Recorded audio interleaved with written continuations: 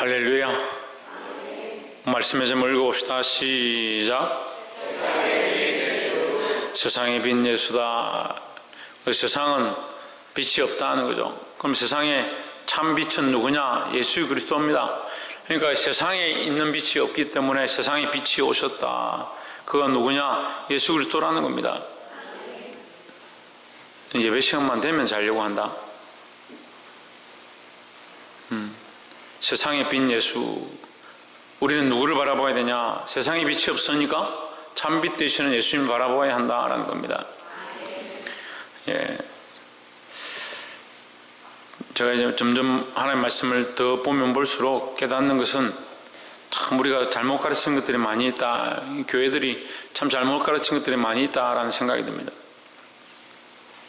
우리가 앞에 선자들이나 주의 종이나 또 목자나 또 교사들을 바라보고 그들을 존경해야 하지만 무조건 따라가는 게 아닙니다. 우리는 뭘 따라가야 됩니까?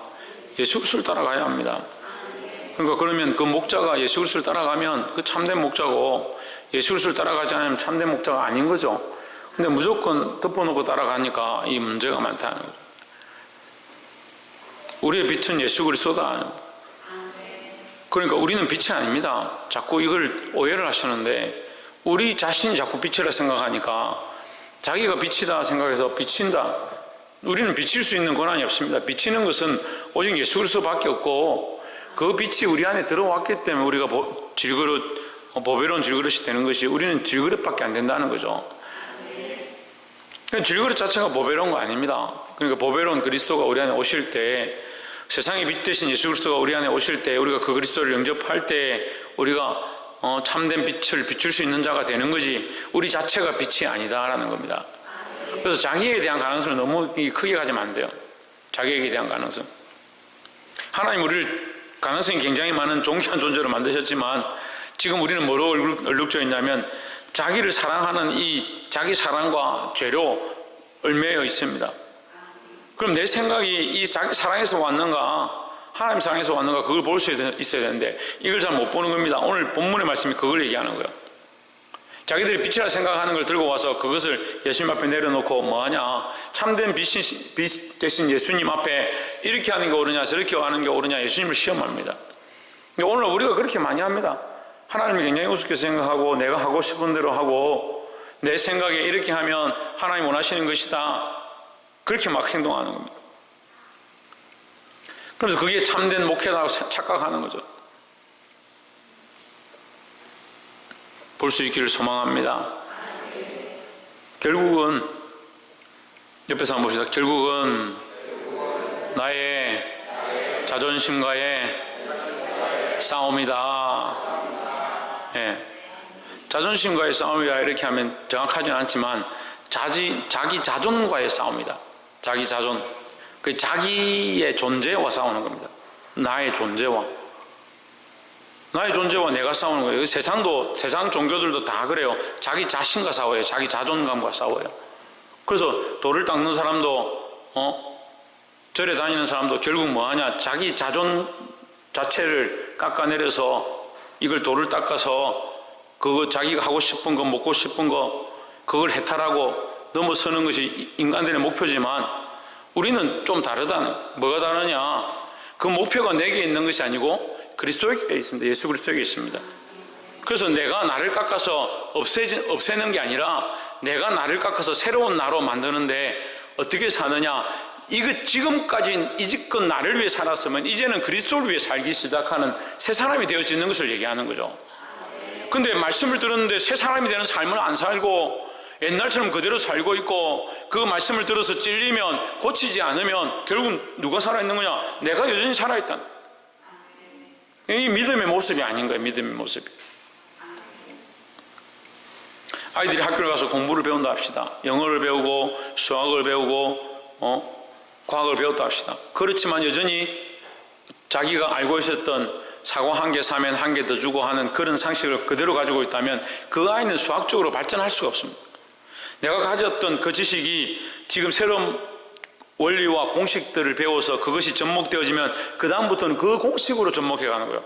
그래서 곱셈을 배우고 나눗셈을 배웁니다. 그전에는 곱셈과 나눗셈을 몰랐는데 곱셈과 나눗셈을 가지고 있으면 그 다음부터 어떻게 하느냐, 계산을 할 때 곱셈과 나눗셈으로 계산을 하는 겁니다. 그렇게 할 때 풀어지는 것이고 더 복잡한 것들을 해석해 나가는 겁니다.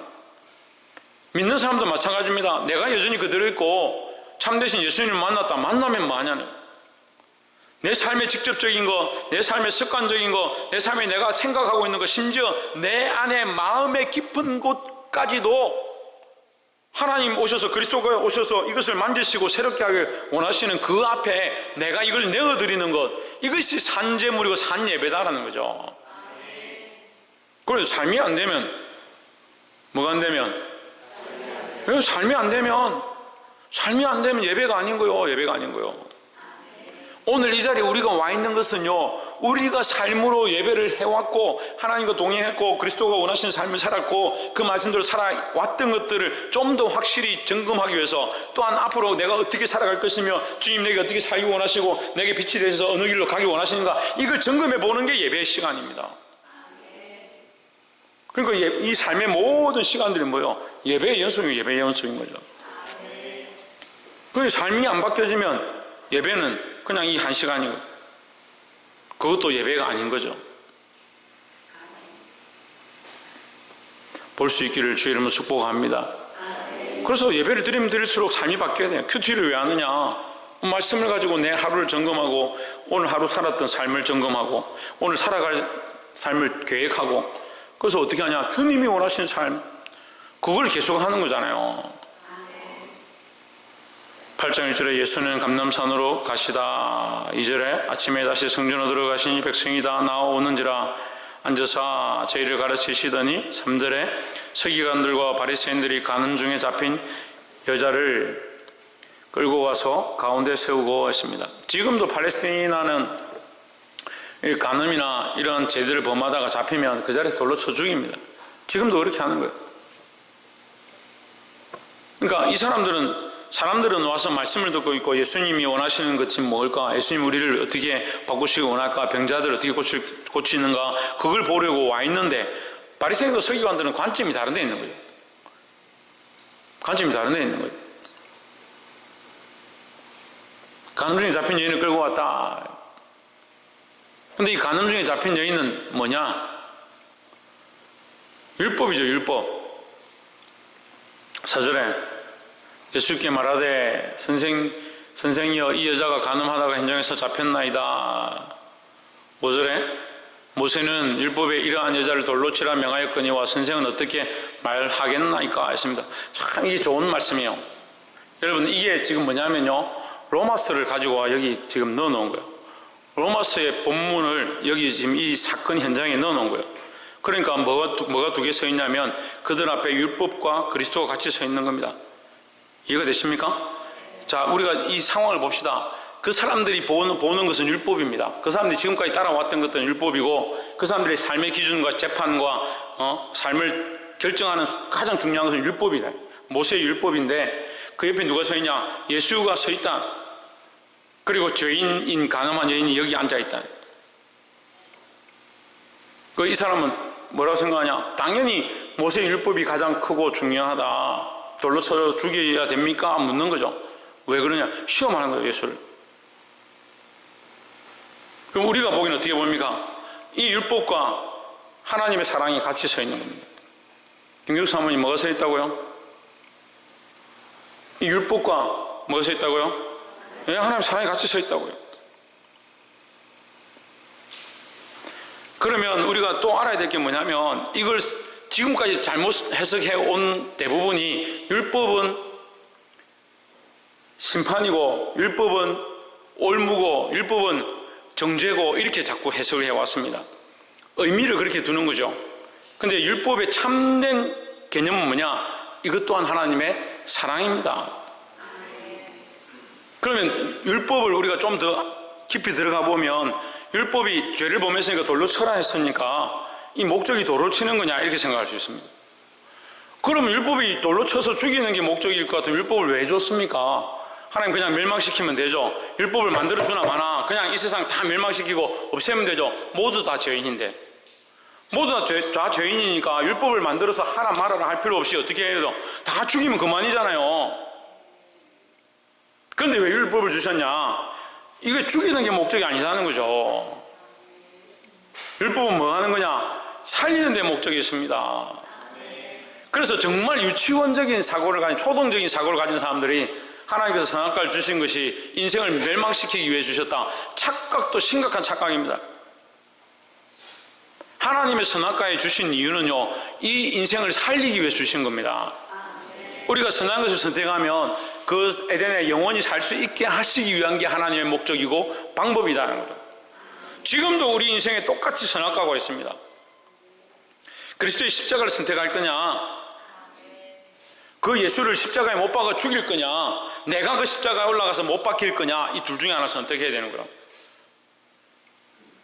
어렵죠? 예수님이 십자가에 우리를 위하여 희생하셨습니다. 이제는 누가 다시 그 십자가에 가를 져야 되냐? 내가 진다는 거죠. 우리는 자꾸 배울 때 십자가를 지고 따라간다고 생각하는데, 이 십자가를 진다는 건 이 매능을 얘기하는 게 아닙니다. 내가 주와 함께 십자가에 죽었다는 거죠. 그리스도와 함께 내가 죽었는데 나는 십자가를 메고 가는 게 아니라 십자가에 죽는다는 거죠. 죽는다는 거. 그리고 이 십자가가 선악과라고요. 선악과. 이걸 선택하면 죽습니다.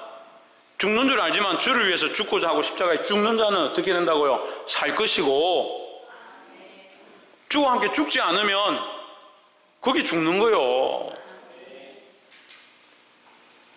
율법이 그들 앞에 율법이 있습니다. 이 율법에 돌로 치라 하였습니다. 이 여자를 돌로 치라 했습니다. 선생님 어떻게 하겠습니까? 물어보는 거예요.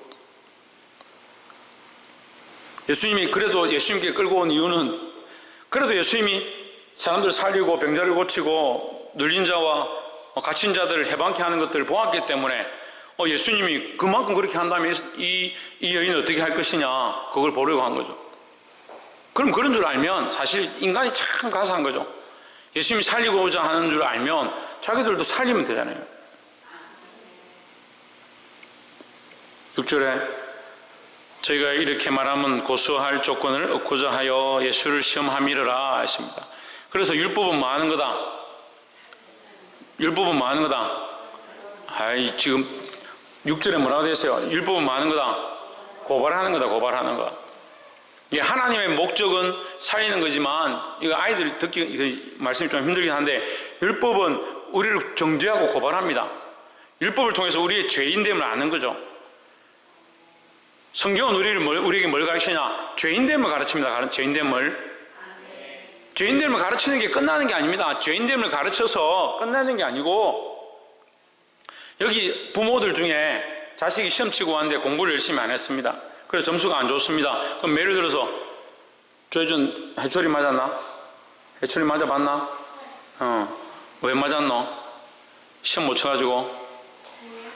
그래, 알겠다. 나중에 얘기하고. 그래, 시험을 못 쳤다. 그럼 부모님이 예를 들어서 해초리를 때립니다. 목적이 해초리입니까?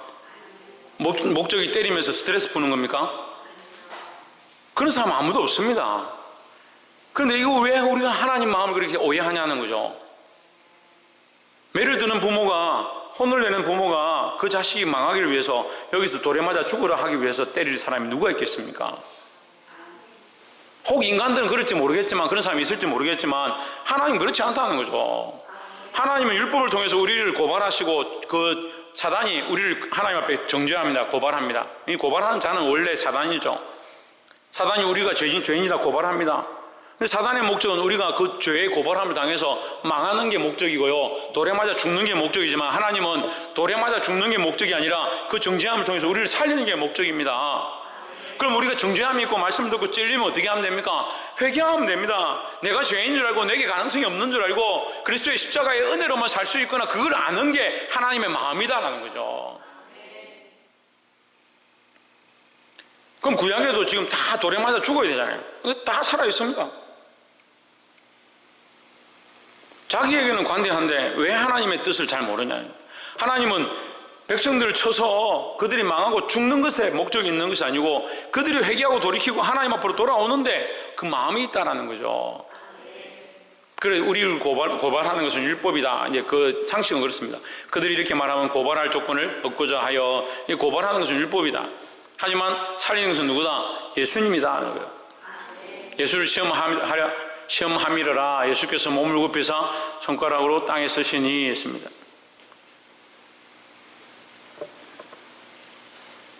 손가락을 왜 땅에 썼느냐? 참 인생들이 답답하니 그런 거예요. 인생들이 이걸 뭐 정확한 뜻은 다 알 수 없지만 인생들이 율법을 알고는 있는데 하나님 말씀을 알고는 있는데 뭘 모르냐? 정작 그 말씀을 주신 하나님을 잘 모른다. 정작 그 율법을 주신 하나님의 마음을 잘 이해하지 못한다. 실제로 저희가 묻기를 맞이 아니하는지라 계속 다그치는 거죠. 어떻게 해야 됩니까? 빨리 말씀하십시오. 자기들이 정말 옳다 그러면 돌로 치면 되죠, 그냥. 예, 일어나 이르시되 너희 중에 죄 없는 자가 먼저 돌로 치라 하시고 있습니다. 뭐라고 말씀하시냐? 죄 없는 자가 돌로 치라. 다시 말하면 너희도 다 돌맞을 죄인이다. 옆에서 한번 보십시오. 우리도 다 돌맞을 죄인입니다. 우리도 다 돌에 맞아 죽어야 될 죄인인데 어떻게 살아있느냐? 그리스도의 은혜로 살아있다는 거예요. 우리가 천국에 갈 자격이 충분해서 천만의 말씀요. 천만의 말씀요. 자꾸 그런 착각하고 자기의 자긍심에 불타는 사람들이 있습니다. 내가 천국 가기에 합당해서 천만의 말씀. 내가 천국 가기에 합당치 않은데 하나님의 은혜로 간다. 하나님 은혜로. 그리스도의 십자가의 그 사랑으로 간다. 이게 세례를 받을 때요, 기본 세례를 받을 때 첫 번째 묻는 거예요. 당신은 죄인인가? 그리스도의 십자가의 은혜로만, 은혜가 아니면 결단코 구원받을 수 없는 자임을 믿습니까? 묻습니다. 그리스도의 은혜로만, 십자가의 은혜로만 구원받은 사람들이 왜 자기에 대한 그런 확신들이 불타오르냐고요. 자기 의가 너무 강해요. 너무 강해요. 참 언제까지 이 훈련들을 해야 될지 모르겠는데 교회 안에 자기 의를 좀 무너뜨리는 게 정말 우리가 싸워야 될 일들인데 계속 자기 의. 그러니까 문제가 생기면 목사님하고 앉아서 무슨 얘기를 하냐면 나는 이렇게 했는데 목사님은 왜 이렇게 합니까? 내가 이만큼 했는데 목사님은 왜 이렇게 하지 않습니까? 항상 비교하는 거죠. 다 뭐가 있냐? 자기 의가 있는 거예요. 자기 의가 있는 거예요. 자기가 이만큼 했다. 나는 나름대로 이렇게 했다. 나는 나름대로 잘했다. 그걸 왜 목사님하고 비교합니까? 하나님 어디 갔습니까? 그리스도의 십자가는 어디 갔습니까? 제가 그냥 얘기하는 게 아니에요. 다 자기 의를 가지고 있는 거예요. 우리가 그리스도 앞에서, 십자가 앞에서, 하나님의 은혜 앞에서 어떻게 해야 될지를 생각해야 되는 겁니다. 죄 없는 자가 돌로 치라. 8절에 다시 몸을 굽히사 손가락으로 땅에 쓰시니 9절에 저희가 이 말씀을 듣고 양심의 가책을 받아. 그래도 하나님 우리에게 또 은혜를 더하신 게 양심이에요. 양심이요. 그래 우리는 죄 없는 자가 없다. 여기 죄 없는 자가 있다 할지라도 죄 없음을 입은 것 또한 내 자랑이 아니라 하나님의 은혜다라는 거죠. 그 양심의 가책을 느껴 어른으로 시작하여 젊은이까지 하나씩 나가고 오직 예수와 그 가운데 서는 여자만 남았더라 했습니다. 뭐가 물러갔습니까? 뭐가 물러갔습니까? 김정숙 목사님 뭐가 물러갔습니까? 다 물러갔습니까? 이수연 뭐가 물러갔습니까? 뭐가 물러갔습니까? 김현 집사님 뭐가 물러갔습니까? 김계순 권사님 뭐가 물러갔습니까? 그렇죠. 제가 지금 그거 묻는 거예요. 뭐가 물러갔느냐? 율법이 갔습니다. 정죄가 떠났습니다. 그리스도 안에 결코 정죄함이 없나니 했습니다. 그러니까 이 사건에 뭐가 물러가냐? 그들을 상고하든 그들을 정죄하든 그들이 물러갔다. 그 여인을 정죄하든 그들이 물러갔다. 뭐로 정죄했냐? 율법으로 정죄했다. 우리를 정죄하든 그 율법이 없어진다는 거예요. 율법이 필요 없어서 없어지는 것이 아니라 우리의 힘으로 할 수 없는 줄 아니까 하나님의 사랑으로 덮어주신다라는 거죠. 그걸 자동으로 덮어주니까 계속 죄를 지어야겠네요. 이 여인도 가서 계속 죄를 지어야겠네요. 그런 사람들이 많습니다. 내가 회개하면 되니까, 교회 가서 회개하면 되니까, 유한이 뭐 하면 되니까, 뒤통수 보지 말고 목사님 봐야지. 뭐 하면 되니까? 그래, 회개하면 되니까 계속 죄를 지어라. 유지우, 회개하면 되니까 계속 죄를 지으면 되겠다, 그죠? 이렇게 당황스러울 수가. 회개하면 되니까 계속 죄를 지으면 안 되죠. 회개는요, 정말 자기 죄에 대해서, 자기 자신에 대해서 안타깝게 여기고 가슴 아파하고 다시는 내가 그 길을 가지 않겠다. 그게 회개의 모양이에요. 떠나갔다면 누가 떠나갔냐? 그들 정죄하든 사단이 우리를 정죄하든 그것이 떠나간다. 어떻게? 그리스도의 십자가 앞에 나올 때 떠나간다. 자, 이 구절이 말씀에 중요한데, 오직 예수와 그 가운데 섰는 여자만 남았더라 했습니다. 여러분, 오직 구속한 주만 보이는 이 축복이 저와 여러분 안에 있기를 소망합니다. 자기를 사랑하는 것, 세상을 사랑하는 것, 율법을 따라 정죄함에 사로잡혔던 것, 이거 다 물리치고 그리스도만 남는, 그리스도만 바라볼 수 있는 저와 여러분 되기를 소망합니다. 10절에 예수께서 일어나사 여자 외에 아무도 없는 것을 보시고 이르시되, 여자여, 너를 고발하던 그들이 어디 있느냐? 너를 정죄한 자가 없느냐? 11절에 대답하되 주여 없나이다. 예수께서 이르시되, 나도 너를 정죄하지 아니하노니 가서 다시는 죄를 범하지 말라 하시니라 했습니다. 여기 정죄하지 아니하노니 했으니까 예수님은 정죄를 할 수 없느냐, 그런 의미가 아니죠. 내가 너를 돌로 치지 않는다. 네가 충분히 죄가 잘못인 줄, 네가 한 것이 잘못인 줄 알고 있다. 알고 있으니까 다시는 뭐 하지 마라. 죄를 범하지 말라. 죄를 다시 범하지 말라는 말은 뭘 얘기하는 거요? 뭘 얘기하는 거요? 천정민 집사님, 뭘 얘기하는 거요? 천정환 집사님, 정미숙 권사님, 신성경, 최원영, 지금 회개 얘기하죠. 회개죠. 회개. 죄를 다시 범하지 말라. 죄를 지었기 때문에 회개가 필요한 거고요. 죄를 지었고 회개했기 때문에 다시 죄를 범치 않는 거죠. 그래서 회개는요, 죄를 지었기 때문에 하는 것도 맞지만 다시 짓지 않기 위해서 하는 것도 맞아요. 그리고 회개를, 참된 회개를 하면 뭐합니까? 다시 그 죄를 범하지 않으려고 하는 거죠. 물론 인간이 연약하죠. 인간이 이 시간 속에 사로잡혀 있고 환경 속에, 이 공간 속에 사로잡혀 있어서 그 속에서 뭐하냐? 다시 돌이키고 하나님께로 돌이키기도 하지만 세상으로 다시 돌이키고 죄의 죄를 짓고 또 성결해지고 다시 또 죄를 짓고 이렇게 하지만, 회개의 모양은요, 다시 죄를 범하지 않겠다라고 하는 거예요. 12절에 예수께서 또 일러 이르시되, 나는 세상의 빛이니 나를 따르는 자는 어두움에 다니지 아니하고 생명의 빛을 얻으리라 했습니다. 생명의 빛이 어디 있느냐? 예수 그리스도에게 있다.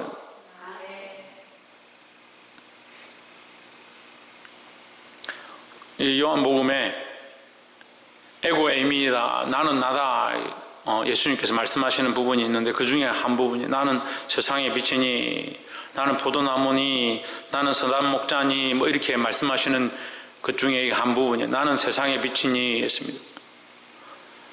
누가 세상의 빛이냐? 예수님이 세상의 빛이다. 이 어둠에 다니는 자들, 왜 어둠에 다니냐? 빛을 보지 못한다.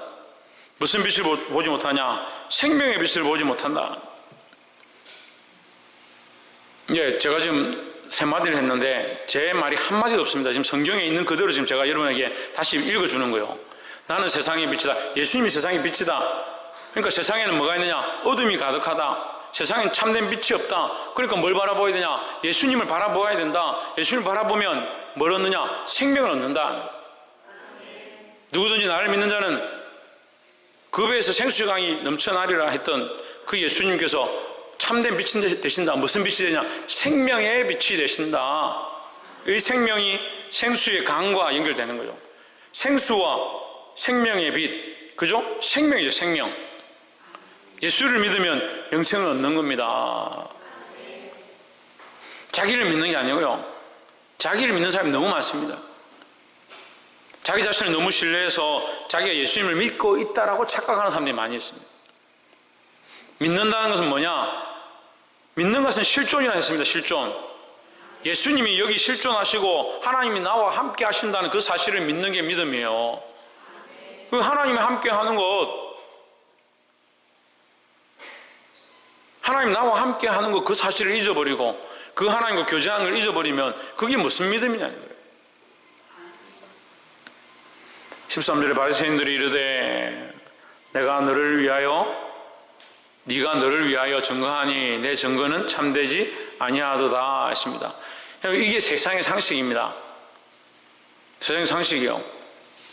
그러니까 문제는요, 세상의 상식을 가져와서 교회에다 갖다 붙이니까 그게 문제인 거예요. 네가 너를 증거하니 네가 너를 자랑하니 네 자랑이 참되지 않도다. 자기를 자랑하는 사람이 어디 있냐?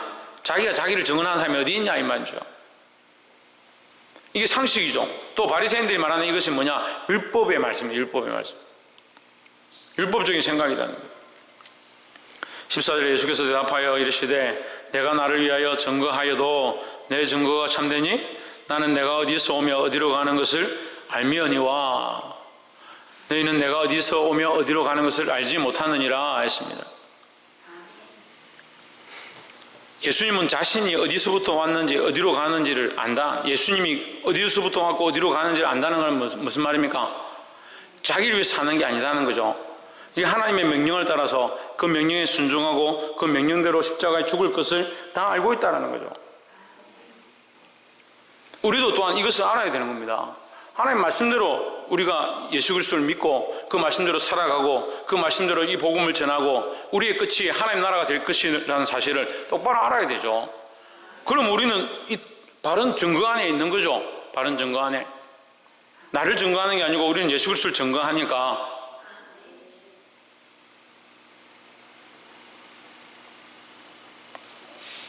어디서 오며 어디로 가는 것을 알지 못하느니라. 15절에 너희는 육체를 따라 판단하나 했습니다. 그러니까 너희 생각이다. 이게 육체의 생각이다. 나는 아무도 판단하지 아니하노라 했습니다. 자, 이걸 잘못 이해하면, 이 본문을 잘못 이해하면 이게 어려운데요. 나는 아무도 판단하지 아니하노라 이 말을 예수님이 판단하지 않는다라고 해석하면 안 되고요. 나는 육체로 아무도 판단하지 아니하노라 이렇게 하면 이해가 됩니다. 무슨 말이냐면 너희가 육체로 판단하는구나, 너희가 인간적으로 판단하는구나, 나는 인간적으로는 판단하지 않는다 이 말이에요. 이해가 되세요? 예. 예수님이 판단하는데 나는 너희를 다 판단한다. 너희는 사실은 다 알고 있다. 너희의 마음을 내가 다 보고 있다. 예수님 그렇게 하시잖아요. 다른 본문에 보면. 근데 왜 자기가 판단하지 않는다라고 표현하느냐? 나는 너희들처럼 인간적으로 판단하지 않는다. 내가 인간적으로 판단할 것 같으면 이미 나는 죄인이다 이 말이죠. 예수님은 인간적으로 판단하지 않는 거예요. 육체로 판단하지 않는다는 거죠.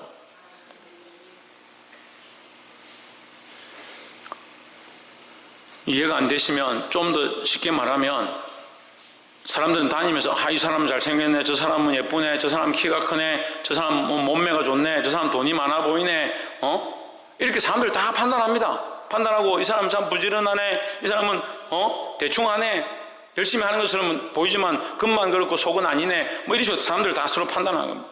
이 사람 내한테 도움이 될 사람이고 저 사람 도움이 안 될 사람이고 저 사람 내한테 좋은데 이 사람은 내한테 싫구나, 이렇게 다 자기 판단해 줍니다. 그러니까 예수님은 그런 식으로 보지 않는다는 거죠. 그런 인간적인 육체로 판단하지 않는다는 거죠. 예수님은 사람들을 볼 때 다 영혼으로 바라봅니다. 그래서 어떻게 합니까? 6장에서 해가 저물 때 무리들이 오니까 예수님 뭐라고 합니까? 목자 없는 양과 같이 그들을 불쌍히 여기셨다는 거예요. 목자 없는 양처럼 그들을 바라본다는 거예요. 그래서 사람들이, 일반인들이 바라보는 시각과 완전히 다른 거죠. 우리도 생명들을 그렇게 바라봐야 합니다. 그러니까 참 얘기를 해보면요, 이게 답답할 때가 많아요. 영적 시각을 가지고 하나님의 마음을 가지고 말씀을 통해서 이렇게 서로 보고 판단하면 좋겠는데 자꾸 인간적으로 판단하니까요. 나는 아무도 판단하지 아니하노라. 인간적으로 하지 않는다. 16절에 만일 내가 판단하여도 내 판단이 참되니 했습니다. 그러니까 예수님이 판단하여도 판단이 참되다 이 말을 왜 하느냐, 앞에 내가 판단하지 아니하노냐 놓고 말을 왜 바꾸냐 이렇게 볼 수 있는데 그런 뜻이 아니라, 나는 인간적으로 판단하는 것이 아니다, 나는 참된 판단을 한다, 이렇게 문장을 다 연결하면 그렇게 되죠. 나는 육체적으로 인간적으로 판단하는 것이 아니고 나는 참된 판단을 한다. 이는 내가 혼자 있는 것이 아니요 나를 보내신 이가 나와 함께 계심이라 하십니다. 누가 함께 계신다? 예, 하나님께서 함께 계신다. 17절에 너희 율법에도 두 사람의 증거가 참되다 기록되었으니 했습니다. 너희 율법에 두세 증인을 데리고 와서 그것을 훔친 걸 보았다든지 누구를 상하게 하는 것을 보았다면 그 증거가 효력이 있어서 그 사람을 처벌할 수 있다, 뭐 이렇게 하는 게 있습니다. 그러니까 예수님께서 두세 사람이 와서 증거하는 것도 참된데 나도 둘 이상이 증거한다. 누가 증거하느냐? 아버지께서 증거하신다. 근데 그리 말해도 이 사람들이 알아듣겠습니까? 18절에 내가 나를 위하여 증거하는 자가 되고 나를 보내신 아버지도 나를 위하여 증거하시느니라 했습니다. 이게 좀 어렵죠. 내가 나를 위하여 증언하는 자가 되고, 내가 나를 위해 증언하는 것은 사람은 안 됩니다. 사람이 자기를 자기에게 증언하는 건 안 돼요. 안 되잖아요. 천정민 집사가 뭘 훔쳤다 합시다. 뭐 훔칠 인물 안 되지만 훔쳤다 합시다. 그럼 천정환 집사가 재판석에 같이 가면 어떻게 됩니까? 증언하러 서겠죠. 언니밖에 더 있나? 뭐 내가 그래도 언니인데 죽어도 그 훔칠 사람이 아니다. 자기가 증거하겠죠. 근데 천정민 집사가 나도 내가 나를 증언하겠습니다. 정인석에 서가지고 나는 절대 안 훔쳤습니다. 믿어주세요. 사람들이 믿겠습니까? 그 인간은 그렇게 부족하기 때문에 인간을 믿을 만한 존재가 안 된다라는 거죠. 근데 누가 증언하시냐? 내가 나를 증언한다. 이 말은 예수님은 믿을 만한 존재라는 거죠. 그만큼 완전하시다는 것을 의미하는 거예요. 19절에 이제 저희가 이에 그들이 묻되 내 아버지가 어디 있느냐? 예수께서 대답하시되 너희는 나를 알지 못하고 내 아버지도 알지 못하는도다. 나를 알았더라면 내 아버지도 알았으리라 했습니다. 결국 누굴 모른다는 거예요? 하나님 모른다는 거죠. 근데 이 사람들은 뭘 합니까? 김성수 목사님 뭘 합니까?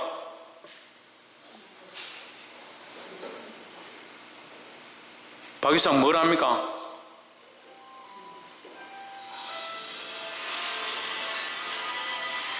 오늘 각종 음향도 다 틀어주고 뭐 김계순 목사님 뭘 한다는 말입니까?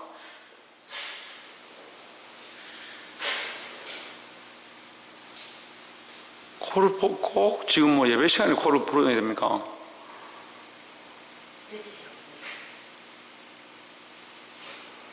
쥐대현 이 사람들은 뭘 한다는 겁니까? 최원영 이 사람들은 뭘 한다는 겁니까? 이 사람들은 율법을 안다는 거죠. 율법을 알지만 뭘 모른다는 거예요? 하나님 모른다는 거죠. 말씀을 알고 교회는 알고 성경은 아는데 하나님 모르는 사람들이 수없이 있습니다. 너희들이 안다고 하는데 너희는 뭘 모르냐? 나도 모르고 내 아버지도 모른다. 너희가 나를 알았더라면 내 아버지도 알았으리라 했습니다. 그리고 결국은 율법을 알면 아버지를 알아야 되거든요. 율법을 알면 아버지를 알아야 되거든요. 율법을 알면 아버지의 마음을 알아야 되거든요. 근데 율법을 아는데 도를 들었습니다. 뭘 모르냐? 아버지만 모르는 거죠. 제가 목회를 해보니까 참 힘든 게요. 잘 모르더라고요. 마음을 모르더라고요. 본인이 간사하니까 자기 생각이 두 가지, 세 가지 생각 가지고 있고 인간적인 생각을 들고 있으니까 말씀으로 가르치고 정말 하나님의 마음으로 안타깝게 여기고 해도요, 가르쳐도요, 그걸 그냥 인간적으로 받아들여요. 뭐 내를 왜 이리 미워하노? 내한테만 왜 이렇게 하노? 그렇게 생각하는 거예요.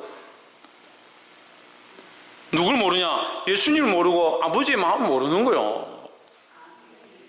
성경 박사가 되면 뭐합니까? 율법 알아서 그 율법대로 살겠다라고 돌을 들면 뭐합니까? 하나님의 참 마음을 모르는데.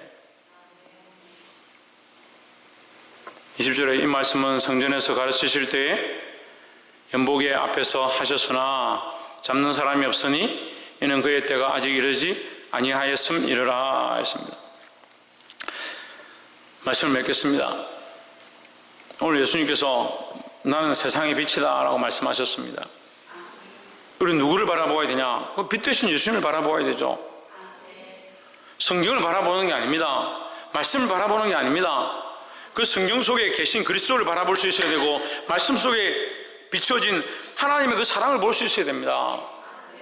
성경을 안다 하는데, 말씀을 안다 하는데, 신앙이 있다 하는데, 세례를 받았다 하는데 하나님과 영적 교제가 없고 하나님 마음이 없어서 삶이 바뀌지 않냐고, 하나님 사랑을 행치 않는다면 그것이 무슨 믿음입니까?